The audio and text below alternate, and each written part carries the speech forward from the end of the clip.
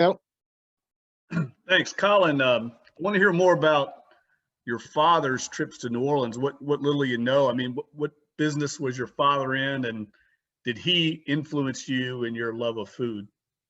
They're in the commercial laundry business, so he went out there for some conventions or whatever. I think he's been out there 2 or 3 times. But I wouldn't just say he was influenced my love for food. It was kind of just my family. We always used to go out to dinner. We still do. Obviously, we're trying to be safe, but pre-COVID and everything, we always went out. We always went to go find the good foods wherever we went. Obviously, I traveled a lot, so we were able to travel a lot as a family, and that just kind of grew. And being a professional golfer, we traveled to all these places, being able to try all these foods. And I'll be honest, they haven't been the best, but some places have been awesome. Obviously, New Orleans is going to be, something I really look forward to. Thank you. Do you still stamp food names on the back of your wedges? Yeah, I do. I still do. I haven't put any new ones in. I actually might put a few new ones in the next coming weeks. So we'll see what I have to put back there. All right, Ed, go ahead. Let me unmute myself. Thank you. Colin, can you tell me some other things that might intrigue you about the city? And can you speak to the format and what excites you about that? Yeah, I mean, so I've never been to New Orleans. I've never been to Louisiana. I had a lot of friends that went to LSU, and obviously the culture down there and everything, the food, it's just a lot of family, and there's a lot of love, and that's what I look forward to. So you talk about the format, and you talk about just kind of that relaxed nature. It's something we always look forward to. You look at this past week where we had match play. It's really exciting. It gets us on our toes. It really pumps us up because it's something that we don't get to play that often. And having a team event and talking to guys that have played this a few years or have only played it once or whatever it may be, they're excited to come and play this event because it kind of frees us up in a sense, whether you're playing well or you're not playing well. You go out there with a friend, a partner, and you go out and try and, shoot the best score you can with them. And, when you have a format like that, it kind of frees you up sometimes. It allows you to go out there and just really enjoy yourself and enjoy golf for what it is. So having a partner like Matt, having myself, we're going to be able to hopefully just feed off each other and play some really good golf.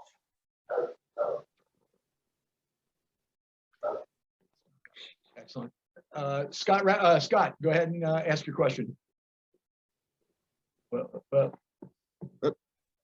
Hang on one second, Scott. I'm sorry. He's got to get you unmuted.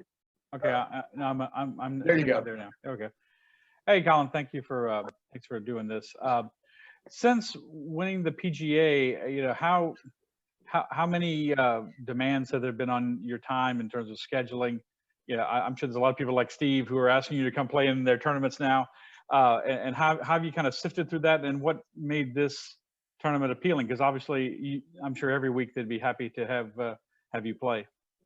Yeah, on the side of scheduling and getting all the media requests, it's obviously gotten busier, but I don't mind it. Talking face to face, I miss the person interaction. That's why we love these fans. That's why I love going to these events now when we see people. So hearing 10,000 people at this year's Zurich Classic, like, I'm excited. That's what brings us to life. Just seeing even 100 people out there, it's way more exciting than what we had 6-7 months ago.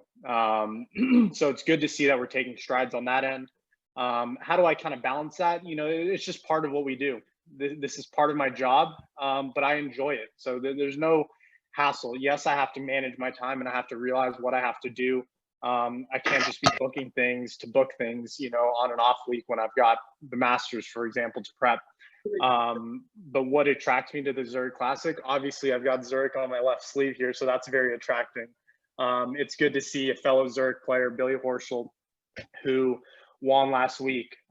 It's such a tight-knit family with me, Billy, Justin Rose, to see those guys succeed, especially after, how I saw him play when I won the WGC, a month ago, and how he was grinding. I knew when I had him in my pool, it was going to be, a great test for myself, just to see how I fare in match play with these guys. But, that's obviously a attracting thing. but just the city, the area, the guys that I've talked to who have played this event, it's something you want to do, especially kind of mid-season, just to really decompress. And I'm not out there to relax. Don't get me wrong. I'm there to win. But when you have a format like this, you're able to just take it, one step down and really just enjoy every part of the tournament. Excellent. All right, Fletcher, you're up next. Okay. Thank you. I guess you referenced, Colin, the difficult year and how crazy it's been, how nice it'll be to have fans there. Do you hear players maybe even start? I know obviously you've got some other events that are pretty significant coming up, but maybe even talking about this event, that it will feel like a sense of normalcy. It is a fun team event, that guys pairing up and doing partnership. Do you hear them talking about it already in some way on tour? Because obviously the team format has produced some pretty strong teams in the last few years. Yeah, no, I mean, I've asked a few guys on who they're going to partner with, and I'm not going to say because I think I looked at the list this morning and they haven't announced it. But there's a lot that goes into who you choose as a partner. I think you guys have seen it over the years. I think Brooks has brought his brother, right? He's brought his brother Chase to play, and you see guys and how they kind of format that, because it is really important.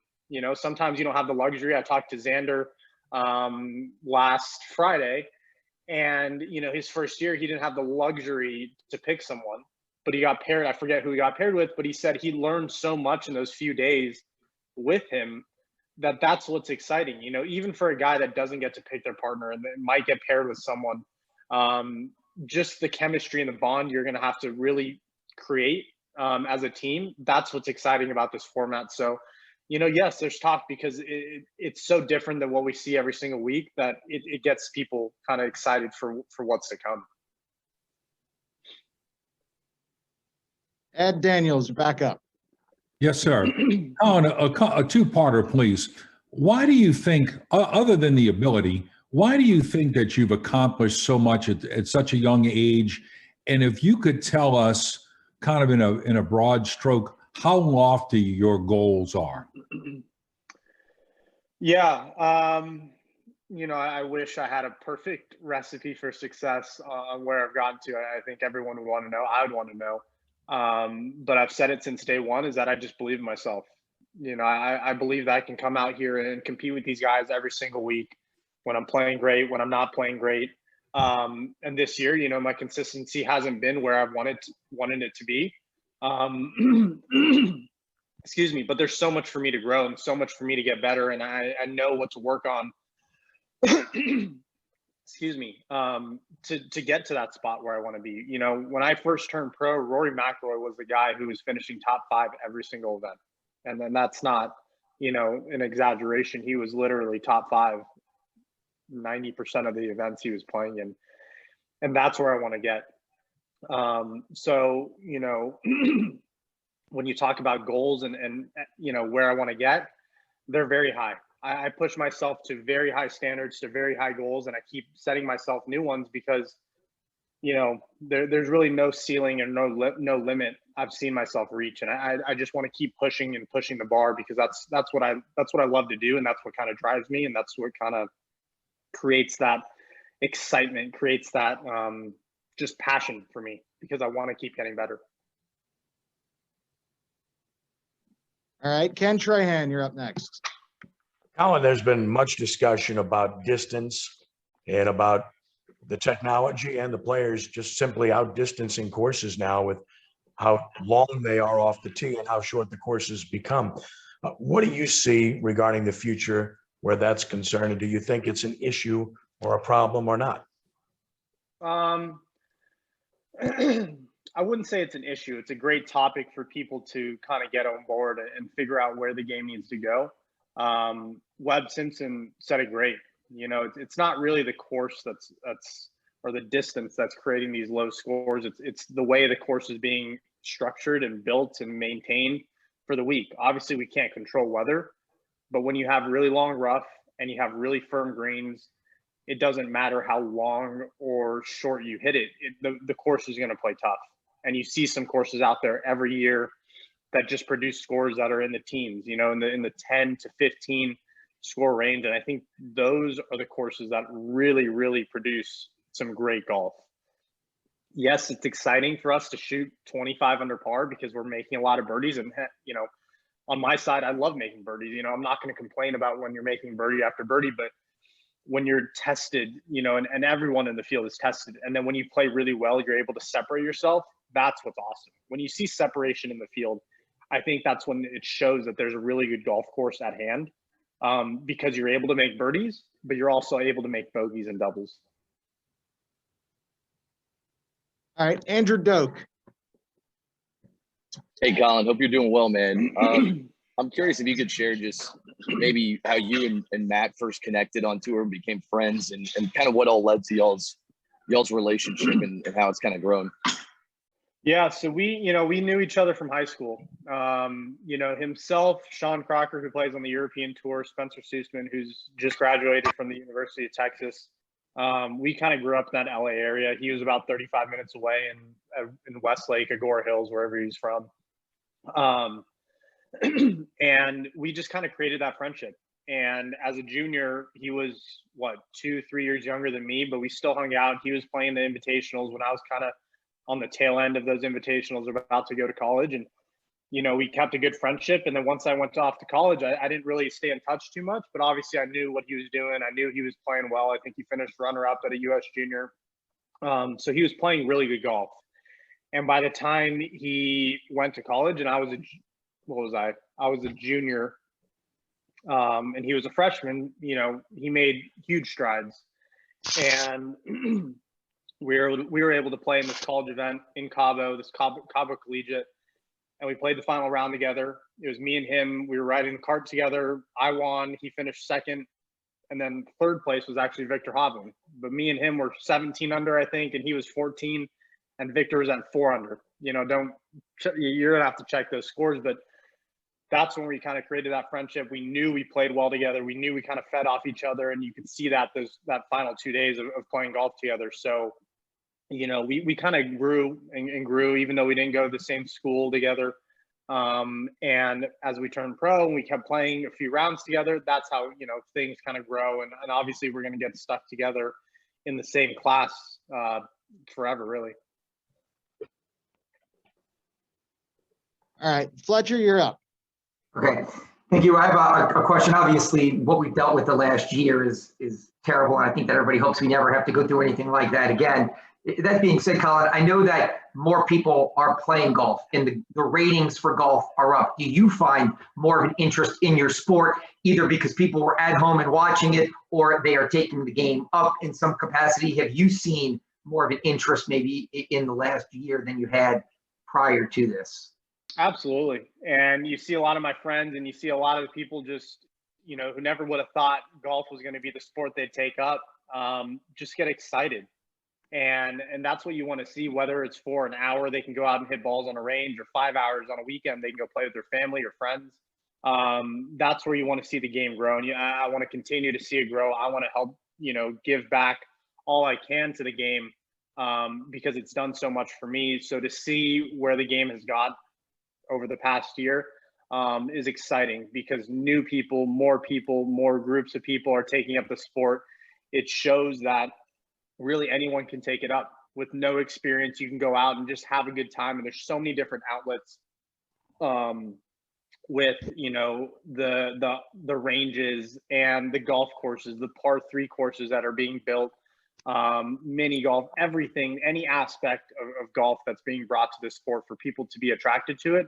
That's what's exciting. And I think, you know, Zurich Classic is going to be great, because you're going to see people, you're going to see us play in a completely different format that you really never see, and just battle it out as tour professionals. All right, Jeff, you're up.